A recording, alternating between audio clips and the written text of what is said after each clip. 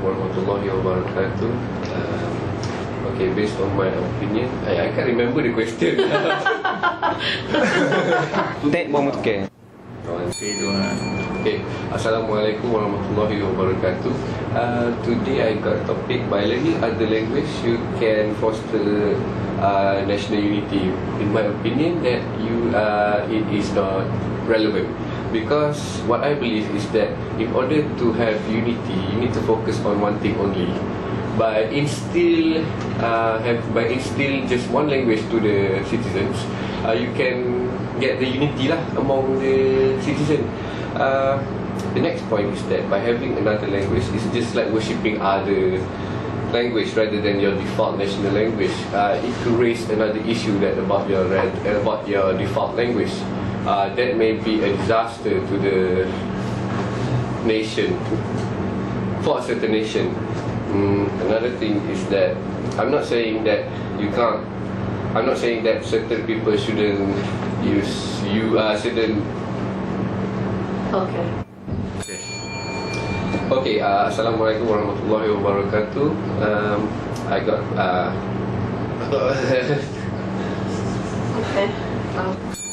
Okay, Assalamualaikum warahmatullahi wabarakatuh. In my opinion, by learning other language, you can foster unity. It is because that what I believe is that in Malaysia you have multi-race, not only one race. So by having a lot of race, so there will be a lot of language. You not only by focusing on one thing, so you should learning other language in order to have unity in the citizen, in among citizens. Okay, by having another language, it's like you're not being so racist. It also make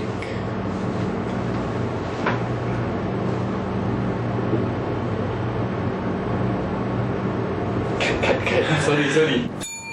Okay, Assalamualaikum warahmatullahi wabarakatuh. In my opinion, by learning other language, you can foster unity. Indeed, what I believe is that in Malaysia we have a lot of races, not only one race. By having these races, we have a lot of language. So, in order to have unity, you cannot only focus on one thing. You should focus on the others. So, in that case, everyone is happy. By having another language, it's like worshipping other language rather than the own national language. By having the same amount of respect or the usage of language, it will make a certain country will become more harmony. Okay, I'm not saying that by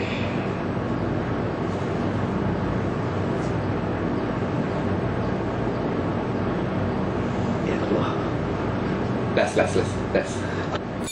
Okay, Assalamualaikum warahmatullahi wabarakatuh. In my opinion, by learning other language, you can foster nation unity. I agree. What I believe is that in Malaysia we have multi-race. By having this lot of races in the country, meaning that we have a lot of language to be used. By having another language, it's like using another language in order to get together. For example, Malaysian can speak Chinese, and Chinese like nation. Chinese speak nation, nation like Chinese. That's an example.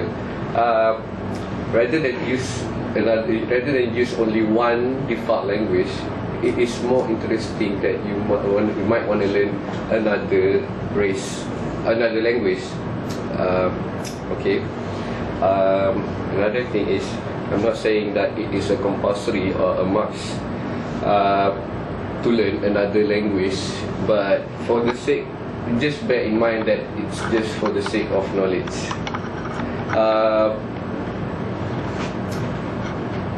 You should not forget your own default language, because if you don't use your own default language, which is the Bahasa Melayu, who will use the default national language?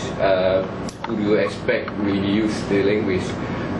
Okay, in a nutshell, I want to conclude that by learning another language, you can foster unity because, yeah, look around, we have a lot of races. In order to get together, you need to learn other language. I would like to thank you, Madam Iza, for giving this opportunity to talk. Thank you. Assalamualaikum warahmatullahi wabarakatuh. My name is Muhammad Anas bin Ahmad Tadi. Okay, we are going to talk about how are we going to foster national unity during this national month, right? Great. Assalamualaikum warahmatullahi wabarakatuh. My name is Muhammad Anas bin Ahmad Tadi, and I'm going to talk about way to foster national unity during this patriotic month. Okay. First of all, no, there's only one point I'm going to talk about, and the way that should be done to foster this nationality is by rukun negara. Yes. Okay. You guys still remember rukun negara, right?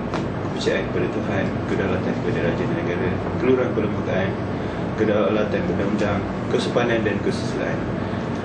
Every words in that rukun negara serve a purpose. Okay, I'm going to explain one by one. Okay, kepercayaan kepada Tuhan by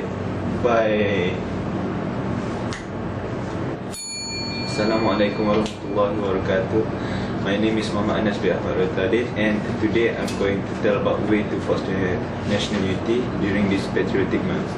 Okay, for my opinion, I really think by understanding the rukun negara, it helps us to foster the national unity between us, different races in this Malaysia. Okay, why I say that by understanding rukun negara can help to foster national unity? Okay, you still remember the rukun negara, right? Kepercayaan kepada Tuhan, kesetiaan kepada Raja dan Negara, keluruhan perlembagaan, kedaulatan undang-undang, kesopanan dan kesusilaan. Every single phrases in that rukun negara serve a purpose. I believe by understanding this rukun negara really do helps. Okay, first of all, kepercayaan kepada Tuhan. It makes us having religion.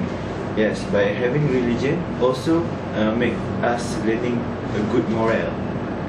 Yes, by having this good moral, we can like strengthen the bonds with each other by doing good deeds among each other.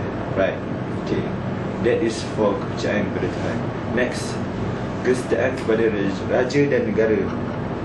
Yes, this makes us become loyal to the king and country without denying every single word that they told us to do. And with this, it will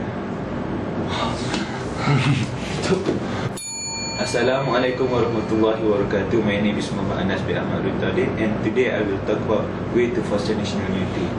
Okay, I believe that by understanding rukun negara, it can help us to foster national unity between the different races in this nation. Okay, first of all, we learn that rukun negara teaches us to believe in gods. By believing gods means that we have a religion, and by having religion, it will teaches us to have a good morale and be nice to everyone, right? Maybe even different races. Okay. Next, it also teaches us to be loyal to our kings and serve our country. By doing this, it will help us to reduce the chaos in the country. Okay. Next is keluruhan perlembagaan and kedaulatan undang-undang. It will help us to obey the law of the country, and by obeying the law, not much riot will be made. Okay, and lastly is kesopanan and kesusilaan. This is one of the interesting part. It tells us to be nice and be good to other people, and also be kind to our own race and our own citizens of different races. Okay, in a nutshell, I can conclude that this rukun negara really do help us to foster the bonds between different races and thus foster the national unity. And that's all I can say about understanding rukun negara, and thank you. Okay, Assalamualaikum and good morning everyone. I'm candidate C, and I'm going to tell my opinion of the way to further the national unity in the country is through the formation of national culture. When we have formation of national culture, we actually creating a bond with other culture. That means our most majority culture in Malaysia is Malay, Chinese and Indian. Our Prime Minister actually has made the formation of a national culture that is Barisan Nasional. In Barisan Nasional, there consists of Malay, Chinese and India. So our national is a democratic country, so they make decision based on the three culture, the majority. And secondly, by formation of a national culture,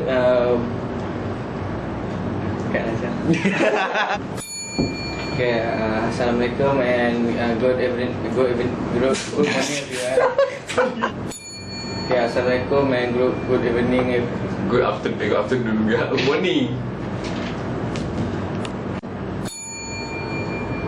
Ready? Okay, Assalamualaikum and good morning everyone. I'm candidate C and my name is Muhammad Hanafi bin Muhammad Ali Nafia. In my opinion, one way to foster national unity in the country is through the formation of a national culture. From my opinion, it means that it's creating bond with other culture. In Malaysia, there are three majority ethnic, that is Malay, Chinese and India. Our first Prime Minister actually has create Barisan Nasional to creating the bond between the culture. For example,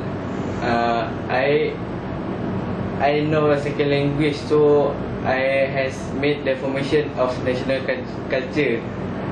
I can talk in Chinese, so I can create the bond between the Chinese people. I got many Chinese people other than other people. I also get respect from some of the Chinese. To the result of the formation on national culture, our country actually celebrate most of the culture event in the country. Yeah, you can see on the calendar there are many events such as Chinese New Year, Raya Bali and many more. I think that's all from me. Thank you. Kau juga lah. Okay.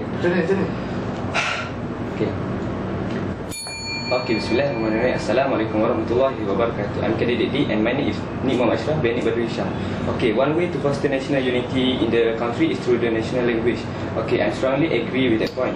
Okay, to support this point, my first point is, as we all know, there are many races in this country, such as Melayu, India and Chinese. That's the majority of the races in this country. Okay, so the majority of the language used is Malay.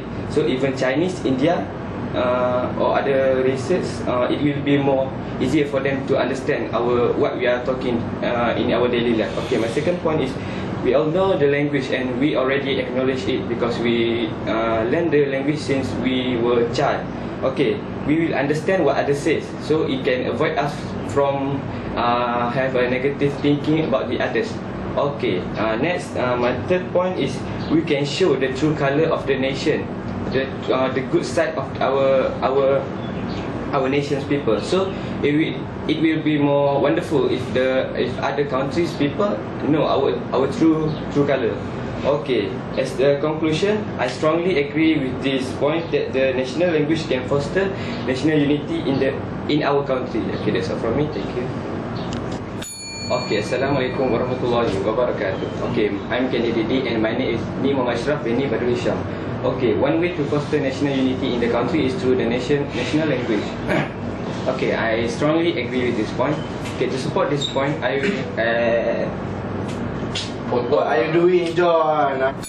Okay, Bismillahirrahmanirrahim. Assalamualaikum warahmatullahi wabarakatuh. I'm candidate D and my name is Nimam Ashraf Beni Badrul Hisham. Okay, one way to foster national unity in the country is through the national language. Okay, as we all know, the majority of the races in our country is like Melayu, Chinese and India. So there are majority of them use the Malay language. So it will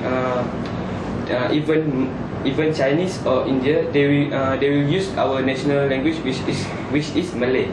Okay, so it will be more easier for us to understand what others say. Okay, my second point is we know the language and we acknowledge it since we were learning them since we were child. So we will understand what others says.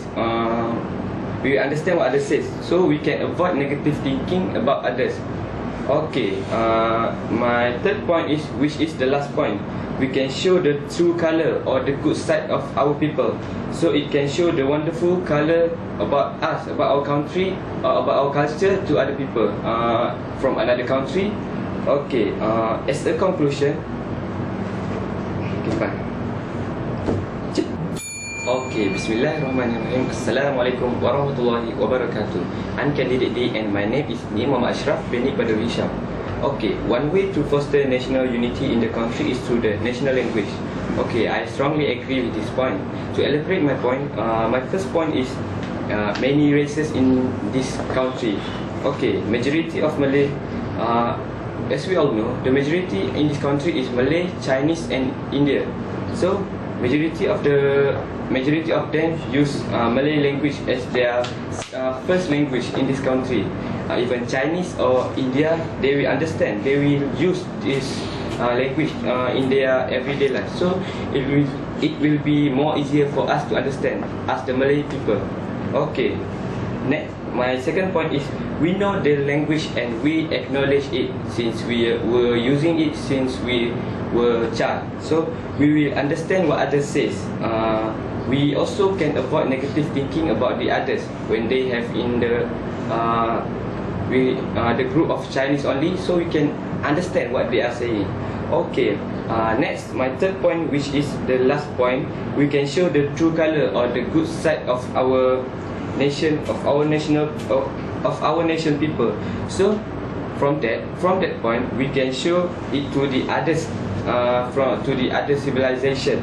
So it can we can show the wonderful color of our true nation. Okay, as a conclusion, I strongly agree that national language can foster the unity in our country through 3 points, which is many races, avoid negative thinking about the others, and the last one is we can show the true colors of our national people to the others. Okay, that's all from me. Thank you.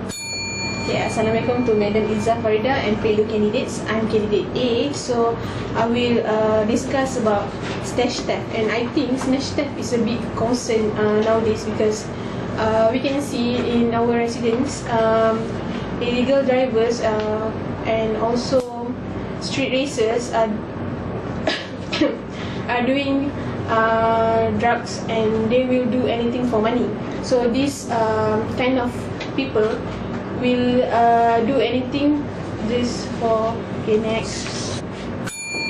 Assalamualaikum and very good morning to Madam Izzah Farida and fellow candidates. I'm candidate A, so I would like to discuss about snatch theft. Okay, I think snatch theft is a big concern nowadays because we can see the snatch theft case is increasing day by day. So majorly the case is by by the street races, because we know that the street races and drug addict will do anything for money. So they will snatch everything, and especially this is harmful and dangerous, especially for women and girls. We can see last previous case is to pregnant women. Okay, this is also this snatch theft also can cause injuries. So like I said before, they will do anything for just for money. And I also think that we should do something about this. So for my conclusion, we need to patrol every night. Okay, we can make sure that everyone play their role to patrol every corner in the residence. And I also think that we can put street lights along the road, so we can avoid night cases like snatch theft at night. So by doing that, patrol and street lights along the road, I think we can avoid snatch theft cases. Okay, that's all for me. Okay, thanks for letting me. Hi, Assalamualaikum to Madam Izzah Farida and all the candidates. Okay, today I'm going to talk about the reckless driving and speeding in a housing area. Okay, nowadays we can see that reckless driving and speeding in housing area is increasing. Okay, you know, it is harmful to everyone who stay in a housing area. For example, it can cause accident because we know that in a housing area there are many people staying there, and then we can see that if the children are playing outside the house, if we keep drive a motorcycle or car. Hi, Assalamualaikum to Madam Izzah Farida and all the candidates. I'm from candidate B. Today I'm going to talk about reckless driving and speeding in housing area. Okay, nowadays reckless driving and speeding in housing area is increasing. You know that it is harmful to everyone who live in the housing area. Okay, for example, it can cause accident. Okay, since we can see that if the children are playing outside their house riding bicycle, if we keep drive a car very fast, it would I'm afraid that we are not managed to stop or brake on that time, so it can cause accident. Okay, then if we, for example, next example is if we reckless driving is like careless mistake. Okay, it is like if we driving while playing the phone or something, it can cause accident also. And then okay, in a housing area, it can cause okay, if we Hi, Assalamualaikum to Madam Izzah Farida and the fellow candidates. Okay, I'm from candidate B. Today I'm going to talk about the reckless driving and speeding in housing area. Okay, nowadays we can see that reckless driving and speeding area is increasing. Okay, for the first point, it can harm and Hi, Assalamualaikum to Madam Izzah Farida and fellow candidates. Okay, today I'm going to talk about reckless driving and speeding in housing area. Okay, nowadays reckless driving and speeding area is increasing. Okay, it can harm many people and it can cause accident. For example, children, if they are playing in the housing area in front of their house, if we drive a car too fast, I'm afraid that we are not managed to stop or brake at the time. Okay, and it can cause accident. Okay, and the second example is like it is about reckless driving. If we keep playing a phone when we are driving, it also can cause accident. Okay, reckless driving also and speeding also can attract a criminal activity because it can attract criminal activity. Okay, if we keep speeding driving in a housing area, it also can cause some pollution because it make noise around the housing area. Okay, in my conclusion, self-awareness is very important to all the driver no matter what. It is because it can affect everyone. It can harmful to everyone because it can cause accident, and we as a driver have to take self-awareness to take care of all these things. Okay, that's all from me. Thank you. Okay, hi, Assalamualaikum to Madam Izzah Farida and the fellow candidates. I'm from candidate B. Today I'm going to talk about reckless driving and speeding in housing area. Okay, nowadays reckless driving and speeding in housing area is increasing among us. Okay, as we can see now, for example, if it can cause accident. For example, you can see if the children, it is harmful for children, especially if you can see if they are playing outside their house. If we drive too fast, I'm afraid that we are not managed to stop or brake on that time, on the spot. Okay, and then for the reckless driving, for example, is we are keep playing the phone while driving, it can cause accident too. Okay, because we are sometimes be careless. Okay, and then reckless driving and speeding also can attract criminal activity. It is because it's okay, and then it can cause some pollution because it make noise to the housing area. Okay, and then okay, in the housing area there are many people staying in the housing area, so I'm afraid that we Hi, Assalamualaikum to Madam Izzah Farida and the fellow candidates. I'm from candidate B. Today I'm going to talk about reckless driving and speeding in housing area. Okay, as you can see now, reckless driving and speeding in housing area is increasing among us. Okay, reckless driving, okay, it can harm many people. Okay, it can cause accident. For example, if we can see the children are playing outside the house, we can see if we drive too fast, I'm afraid that we will not manage to stop brake on that time, so it can cause accident and harmful to everyone. Okay, and then okay, for reckless driving, driver usually drive like while playing their phone, and then it can then sometimes they are careless. Okay, so it can cause accident. And then reckless driving and speeding in housing area can attract criminal activity, and it can cause sound pollution. Okay, it is because it can make noise to the housing area. We know that many people stay in here, so we have to tolerate with them. Okay, we cannot be so selfish. So we have to know self-awareness is important to the all driver because it is harmful to everyone. Okay, in my conclusion, self-awareness is important to all the driver no matter what. It is because we have to tolerate with everyone in the housing area, since we are neighborhood, and that's all from me. Thank you.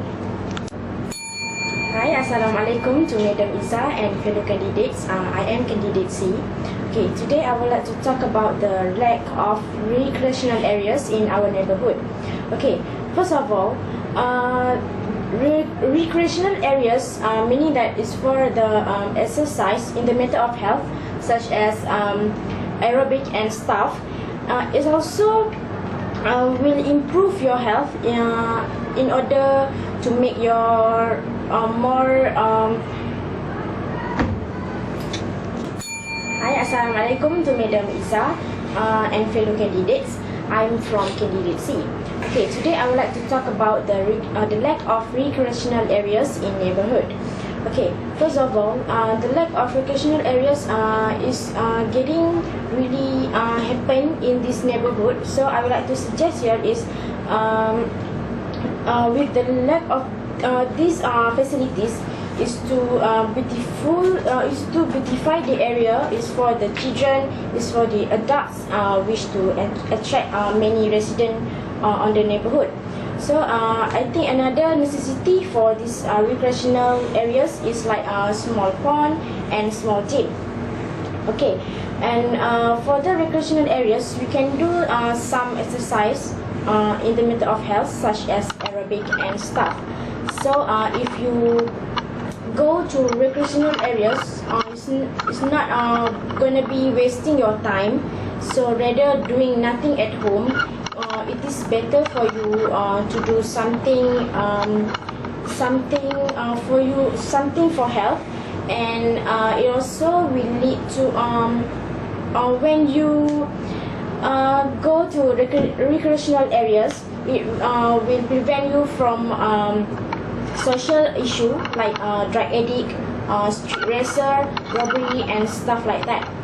And for my conclusion, this neighborhood association should build more recreational areas in order to bring more benefit. Okay, thank you. Assalamualaikum to Madam Izzah and to all my fellow candidates.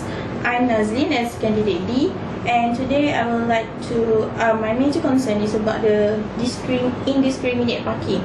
Okay, I think this is a main concern because when we live in a neighborhood, we will love to disturb others parking. So we can see that sometimes a car takes all the motorcycles parking, and the motorcycles also do the vice versa. So it disturbs the neighborhood facilities. Okay, the second point is about the OKU parking. So we can see that sometimes people using the parking as they like, and it's not a very good attitude. And sometimes we often receive a complaint because it's hard for the OKU people to use their wheelchair when other people use their facilities that provided for them. And then they take two parking at the same time. So we need to be more concerned about others because it's not we are not the only user that use the parking. Okay, so for the last point about cones, you need to be considered because if you don't need the parking, so leave it for them that need the parking, and also for them to who need to use it for emergency. So as my conclusion, as we live in neighborhood, we need to be more friendly because we not only need to be friendly with nature but also with parking, because so that we won't cause any problems to others, because that was what a neighborhood surrounding is. That's all from. Okay, greetings.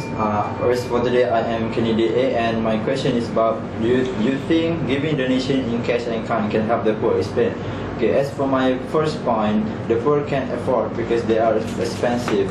As for this point, which means we can help them in terms of cash, in money, because if we help them in that term, then we can afford their life and they can buy more things than they couldn't buy. And for the second one is the good clothes can improve their self-esteem and confidence.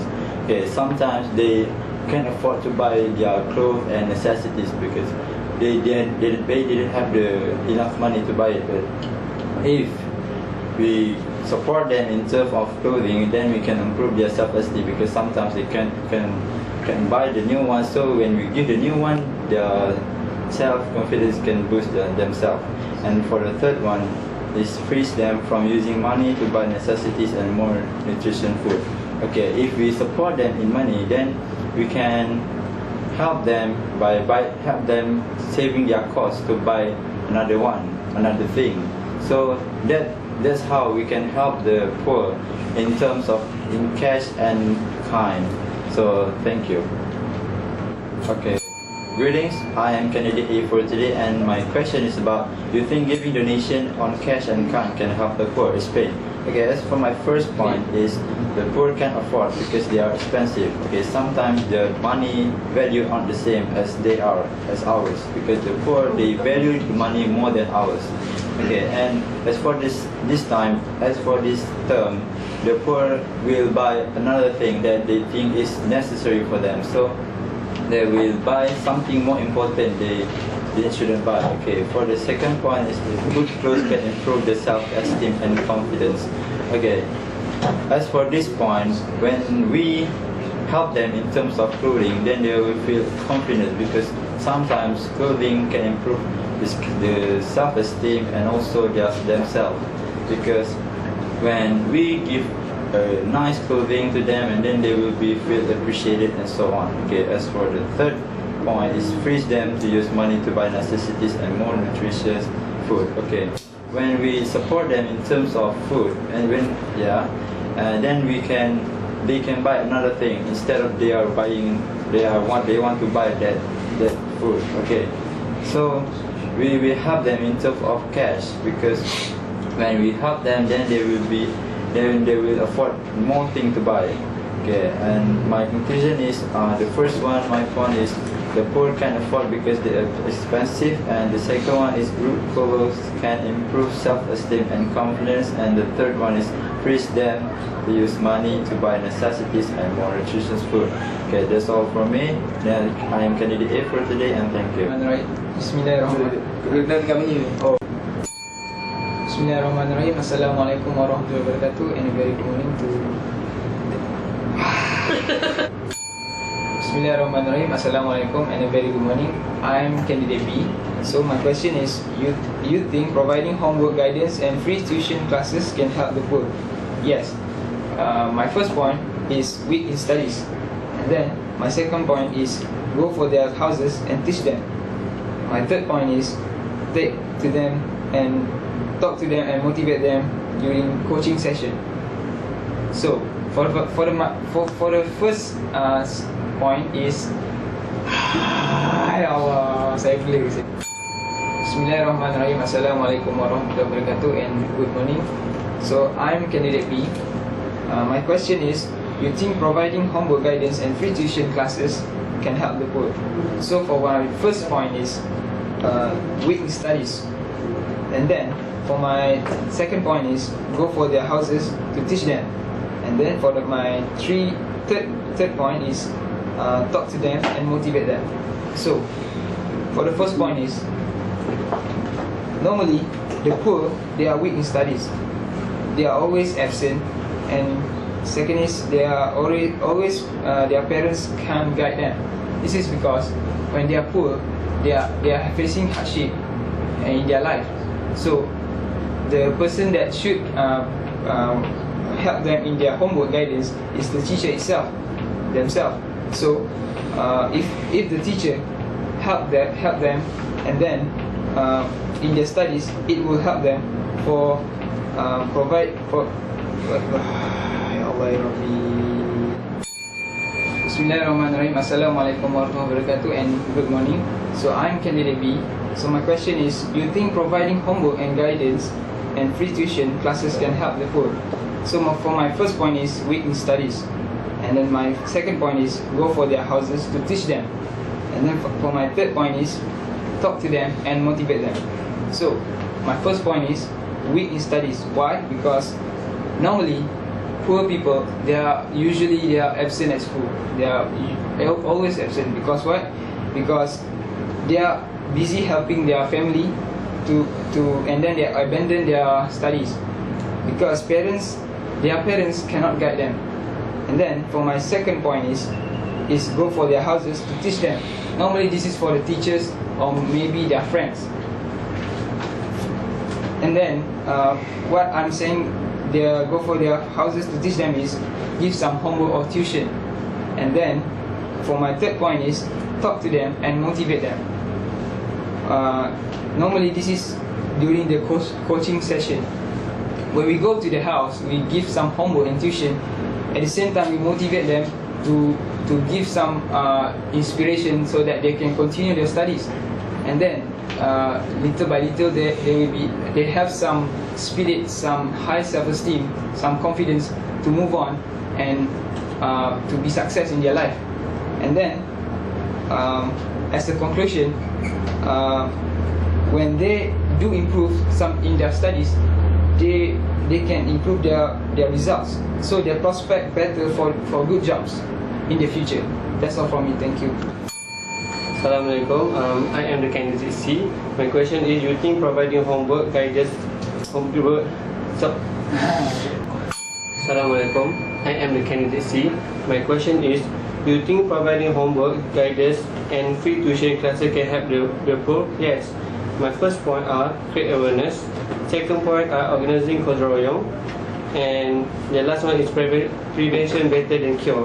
So for the first point, I think we need to create awareness, because with the dirty environment, children will always get sick and it will cause them to absent in their school. So we need to create the awareness. The next one is organizing the gotong royong. especially in the neighborhood which are very kind of dirty. So we need to organize a gotong royong to help them for better healthcare.